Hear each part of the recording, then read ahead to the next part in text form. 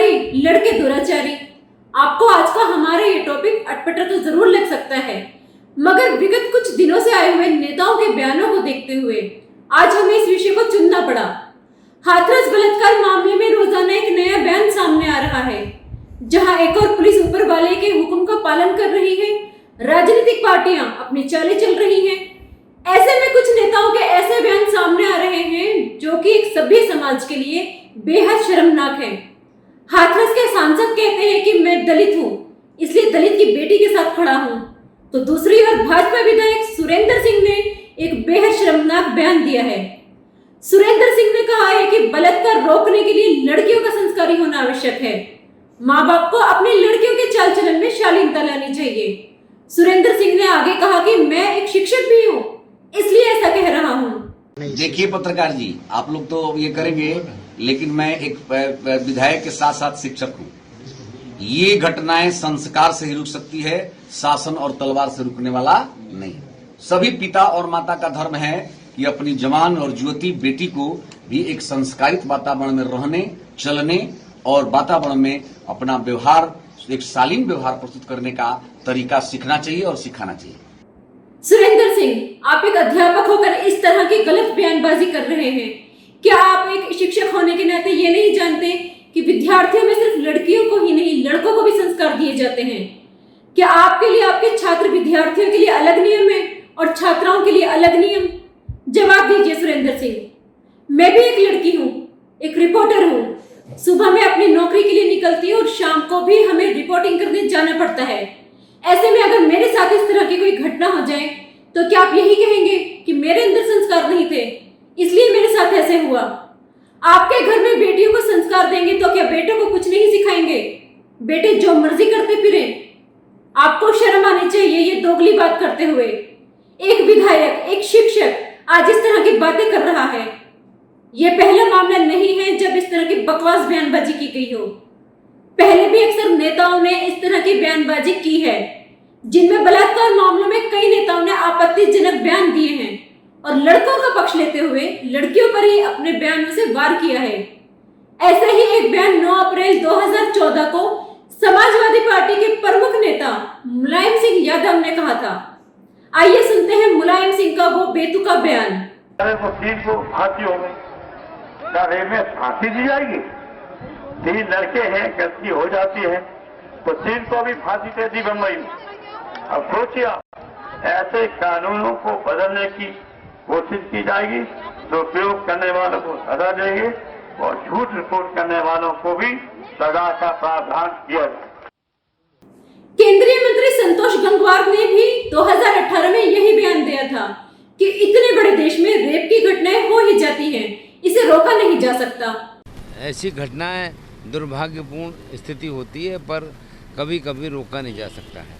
पर सरकार सब जगह सक्रिय है, तत्पर है, कार्रवाई कर रही है, ये सबको दिखाई दे रहा है। पर इतने बड़े देश में 1-2 घटना अगर हो जाए तो केवल उसको ही एक बतंगड़ बनाकर काम किया जाए, ये भी उचित नहीं है।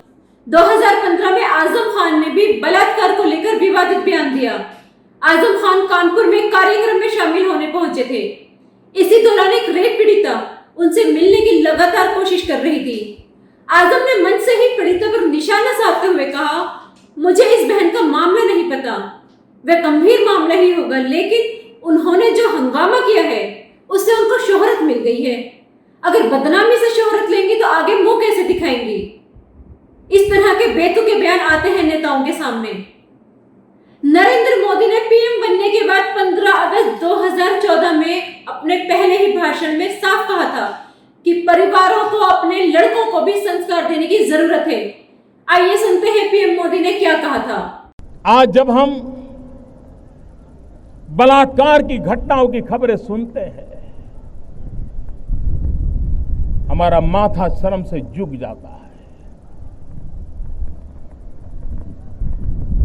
लोग अलग अलग तर्क देते हैं, हर कोई मनोवैज्ञानिक बनकर के अपने बयान देता है,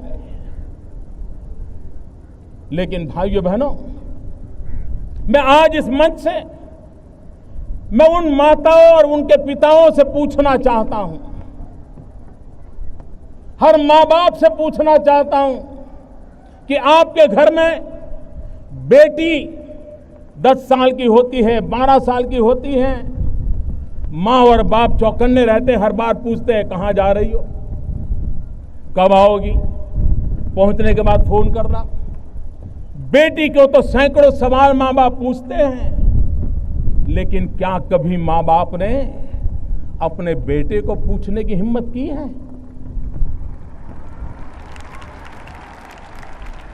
कहां जा रहे हो, क्यों जा रहे हो, कौन दोस्त है? आखिर बलात्कार करने वाला किसी का बेटा तो है, उसके भी तो कोई न कोई मां बाप है। क्या मां बाप के नाते हमने अपने बेटे को पूछा कि तुम क्या कर रहे हो, कहां जा रहे हो? अगर हाँ, मां बाप तय करें कि हमने बेटियों पे जितने बंधन डाले हैं कभी बेटों पर भी डाल करके देखो तो सही, उसे कभी पूछो तो सही। भाइयों बहनों,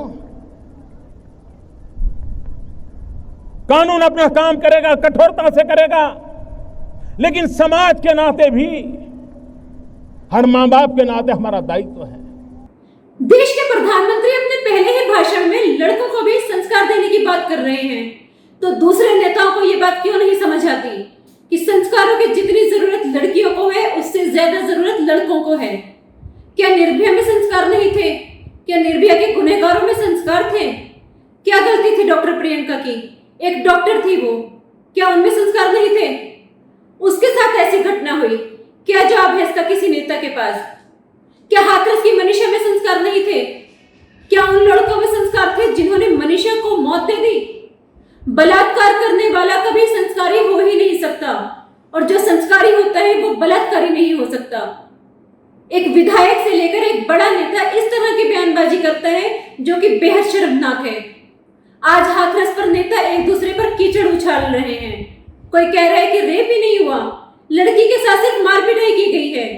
विपक्ष कह रहा है कि रेप हुआ है और वर्तमान सरकार से छिपाने की कोशिश कर रही है।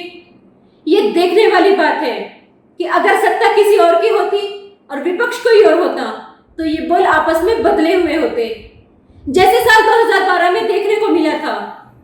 साल 2012 में निर्भया केस के दौरान तत्कालीन विपक्ष की एक नेत्री ने तत्कालीन प्रधानमंत्री को चूड़ियां भेजी थी, लेकिन अब सत्ता में आने के बाद बोल कुछ और ही है। अब बयान दिए जा रहे हैं कि जांच चल रही है, कार्रवाई की जा रही है। ये तो वही बात हुई कि विपक्ष में है तो घेरना है और सत्ता में है तो बचना है। मनीषा के साथ जो हुआ उसकी निंदा तो सभी कर रहे हैं, लेकिन अपनी राजनीति को ध्यान में रखकर। सबसे पहले अपनी राजनीति का ध्यान रखा जा रहा है, अपने वोटों को बढ़ाने के लिए इस मामले में बोला जा रहा है। हाथरस का पूरा सच अभी सामने नहीं आया है, लेकिन नेताओं के बेतुके बयान सामने आ रहे हैं। जनता खुद तय करे कि ऐसे नेताओं के साथ क्या करना चाहिए जो कहीं भी अपनी राजनीति शुरू कर देते हैं। ये फैसला अब हम आम जनता पर ही छोड़ते हैं। आप ही लोग इन नेताओं का फैसला कीजिए।